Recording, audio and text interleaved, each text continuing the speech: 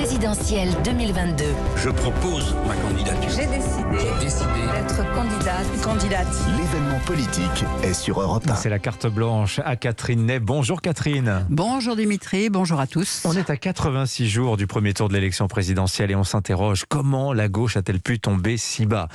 C'était la question que se posait tout à l'heure d'ailleurs Philippe Val avec nous à 7h40. Elle est entre 20 et 25% des voix.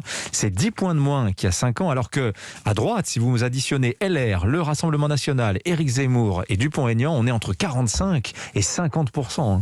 Et oui, parce que la gauche a perdu le peuple depuis longtemps, parce qu'elle ne lui parle plus de son quotidien, de ses attentes, de ses tourments. Et surprise, une petite musique arrive aux oreilles des gens, celle de Fabien Roussel, le candidat communiste à la présidentielle, député du Nord depuis 2017, élu secrétaire national du parti un an après, vous voyez, une belle ascension.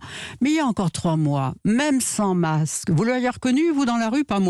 Pourtant, c'est un bel homme, 53 ans en avril, regard clair, le poil cendré, toujours bien mis, bien propre, sourire avenant. Vous voyez, un physique de directeur d'agence du CIC qui va vous prêter de l'argent. Aussi, hein. Oui. Dans le civil, il était journaliste, reporter à France 3 Ardennes.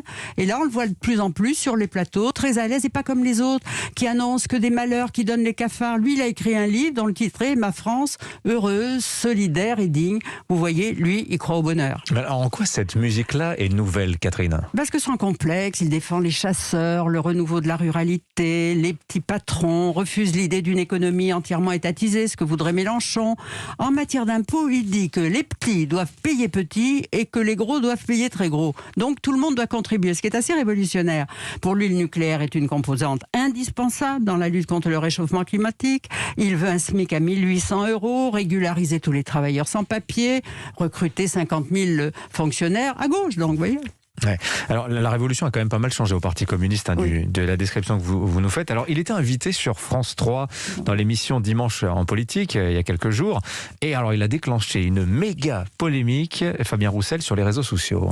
Oui, à l'heure où la France se mettait à table, il a osé dire un bon vin, une bonne viande, un bon fromage. Pour moi, c'est la gastronomie française et la meilleure façon de la défendre, c'est de permettre à tous les Français d'y avoir accès. Et bien aussitôt, une certaine gauche lui est tombée dessus sur les réseaux sociaux.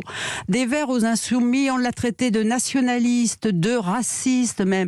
Le couscous est le plat préféré des Français, a corrigé l'inénarrable Sandrine Rousseau pour se féliciter de ce grand remplacement culinaire.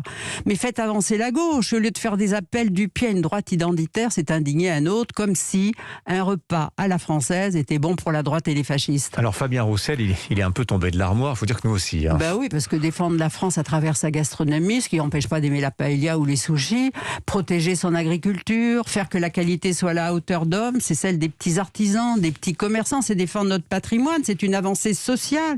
Le beau, le bon, tout le monde doit y avoir accès, plaide Roussel, car les gens aux faibles revenus, on leur vend des produits low cost, trop gras, trop sucrés, trop salés, une malbouffe avec son corollaire d'obésité, de maladies cardiovasculaires, et c'est à cela que le Covid s'attaque en priorité. Voilà, dans cette campagne, Fabien Roussel, c'est le seul candidat nutritionniste qui s'intéresse à la bonne alimentation des Français, et c'est une grande cause sociale pourtant. Hein. Et oui, et ça fait longtemps que le PS n'a plus mis la question sociale au cœur du débat. Elle préfère le sociétal, vous savez, le mariage pour tous, avant le bien manger pour tous. Sa base sociologique n'est plus ces gens qui vivent de peu, mais ceux des centres-villes, les bobos. Je suis féministe et écologiste, a plaidé Anne Hidalgo en déclarant sa candidature. Et il a fallu plusieurs semaines pour attendre qu'elle parle de doubler le salaire des profs. Maintenant, elle veut juste les augmenter, qu'elle parle de SMIC. Mélenchon, lui, il parle à la fraction radicalisée des centres-villes et des périphéries. Et au fond, le seul candidat qui parle au peuple, eh bien, c'est Fabien Roussel. Je ne dirais pas que c'est gagné pour autant, puisque pour l'instant, il n'a que 2% dans les sondages. Mais enfin, il mérite mieux. Oui, les sondages, vous savez, c'est la vérité de l'instant. On le sait très bien, Catherine.